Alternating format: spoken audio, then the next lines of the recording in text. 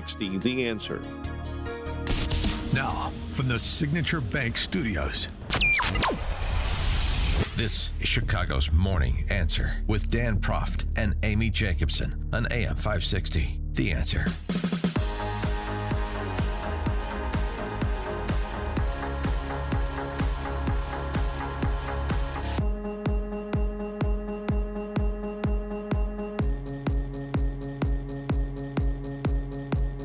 Top of the morning, Dan and Amy. Sheriffs for Kamala. There's a group that could meet in a telephone booth if they still existed. But they found one. They found one to go on stage with the DNC to talk about how tough she is on the border. He's wearing a white cowboy hat, right? All data and experience of border states and, frankly, sanctuary cities around the country to the contrary. Bexar County, Texas Sheriff Javier Salazar. There's two Javier Salazars. There's the Javier Salazar you heard at the DNC yesterday, and there's a Javier Salazar who previously called for federal help to assist his county with dealing with lawlessness at the border. The first Javier Salazar, the one who is trying to advance his political interests. Now, Kamala, on the other hand, has been fighting border crime for years. Oh, yeah. She's gone down to Mexico and worked to stop the traffickers. And when the traffickers didn't stop, she put them in jail. Have they stopped now then? So it's over. Those cartels and those human traffickers, they don't exist anymore, really. Well, here's the previous Javier Salazar before he had the opportunity to flack for Kamala and advance his political interests. Tell us about what you are asking for. What are your needs?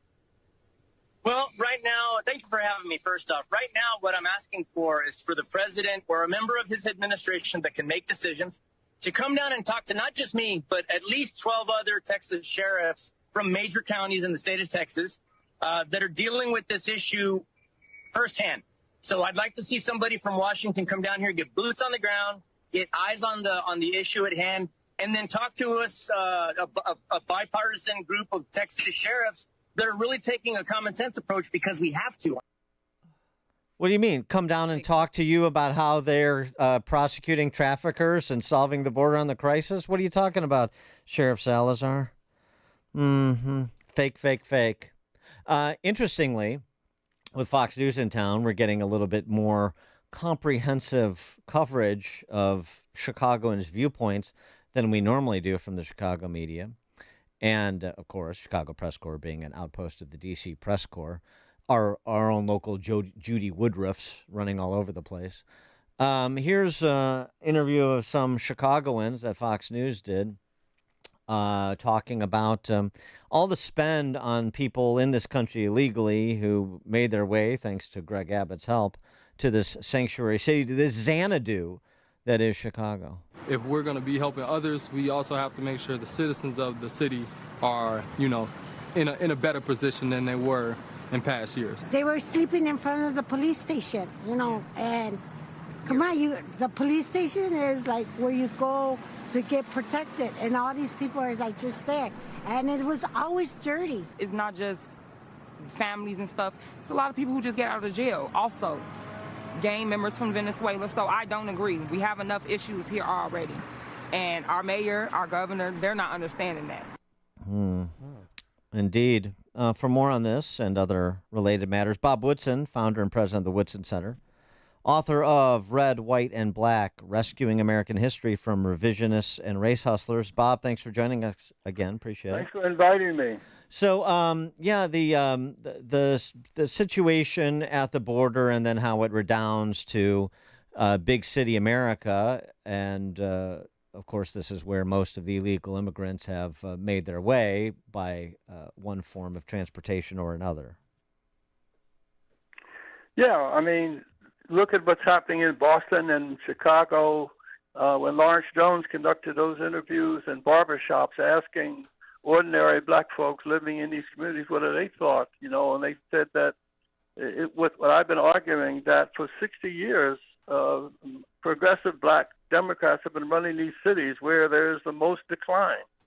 And yet they are welcoming in those sanctuary cities into black neighborhoods, thousands, if not millions, of illegal aliens. And in Chicago, they're even offering housing vouchers that inflates the kind of rental market, and as a consequence, low-income blacks are being pushed out of some of these rental units because the landlords get more money from the subsidized illegal migrants.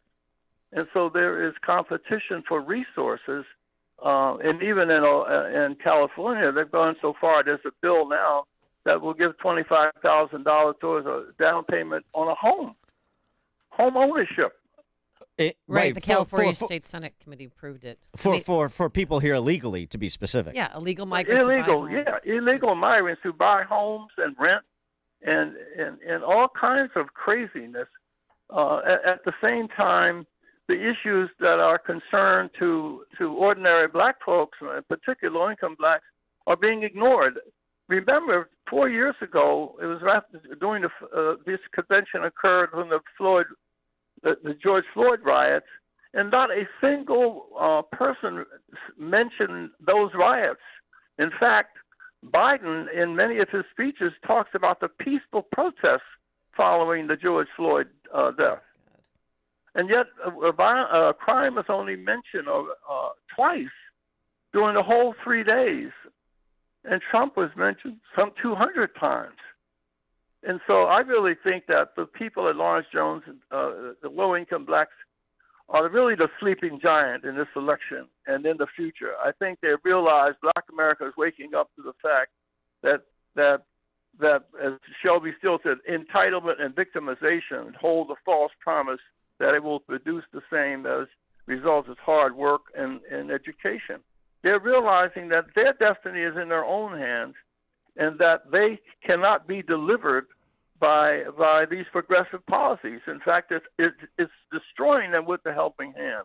And they use race as a shield to deflect any tension away from these questions being raised as to why blacks are suffering at the hands of their own people who are administering these schools and these social service programs. Why are they suffering if the issues was race? Do you, in Chicago, that's certainly the play that Brandon Johnson makes, as you well know, but it's the play that every big city mayor makes for the most part. And part of that play is, well, I'll just be specific to Chicago. We're going to have city-owned grocery stores to deal with the food deserts because we can't provide public safety for grocers that would otherwise locate in some of these neighborhoods around Chicago. We're going to spend $1.2 billion in money we don't have to set up public housing in the financial district. We've got reparations committees in the offing looking at what we can put together and redistribute and so forth. So, it's always this promise that there's a big program around the corner. There's a new development around the corner specifically for their benefit. There's a new grant program or redistribution program, transfer payment program around the corner that will put more resources in their household. And this seems to hold many residents of urban centers at bay. It really does. It's, the poor in this country have become a commodity. I've said this before. Where we spent those $22 trillion, there's 70 cents if it goes not to the poor, but those who serve the poor. And unfortunately, when they were talking about structural racism, no, there's structural incompetence built in. Only 2 out of 10 whites with college education works for government. 6 out of 10 blacks do. Works for government. So, unfortunately, a lot of the black middle class life is structured to depend upon their fellow blacks who are poor. So, as long as they remain poor, they can remain prosperous, and so that's the kind of structural perverse incentives we have for maintaining this system of dependency.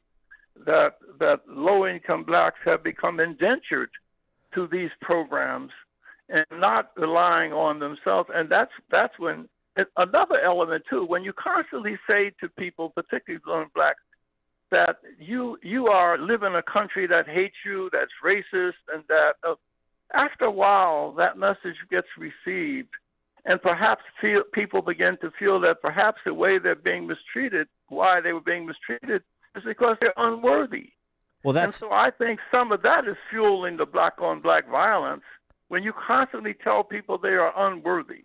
Well, that's what that statistic, just to focus on that you just offered, is really telling. 2 in 10 college-educated whites in college, 6 in 10 2 in 10 college-educated whites in government, 6 in 10 college-educated blacks in government, because it's also it also says to black families, here's the path to the middle class or upper classes. Here's the path to being somebody, and this redounds back to communities from which a lot of the employees of government at every level come from too. So it becomes this is your path, and it's a narrow one. It's the only path. Right. And in our books that we've published, Red, White, and Black, we're coming up with a new one, Pathways Towards Prosperity. We're going to go deeper into. We really need to discuss how blacks were able to establish their own schools at the turn of the century, where we had half the budgets, used textbooks, and yet we out-tested and outperformed white schools in these same cities because of an attitude of self-determination and resilience. These stories of achieving in the presence of hostile environment, this is what our people need to be encouraged by. That's why we've had 190,000 downloads for our curriculum from every state in the union, because people are motivated then when you show them victories that are possible, not injuries to be avoided. When whites were at their worst, blacks were at their best. Well, being at their best, they need to be, the low-income blacks in these communities need to know that their fate has never been determined by what white people do or anybody does. We have a rich history of resilience and self-development, and this is what our children need to be introduced to. Stories of victory, that our destiny is determined by what we do. Now, Mr. Woodson, have you been watching the DNC this week, and have you seen Michelle and Barack Obama's speeches? Unfortunately, I did. Okay. Well, do you think there's race baiting there? Do you think they, what message did they send to you? Yeah, Obama had a rare opportunity when he became president to really make us post-racial. But remember, he spoke about the importance of black men being fathers at that Morehouse speech, and it was a really powerful. But he was attacked by Jesse Jackson and the civil rights leadership, and instead of him accepting the criticism and going on and doing what Dr. King did, Dr. King was able to express. He says leadership should be defined not just reflecting popular opinion, but to shape it. Obama had a chance to shape the narrative in the black community by challenging these naysayers and promote fathers.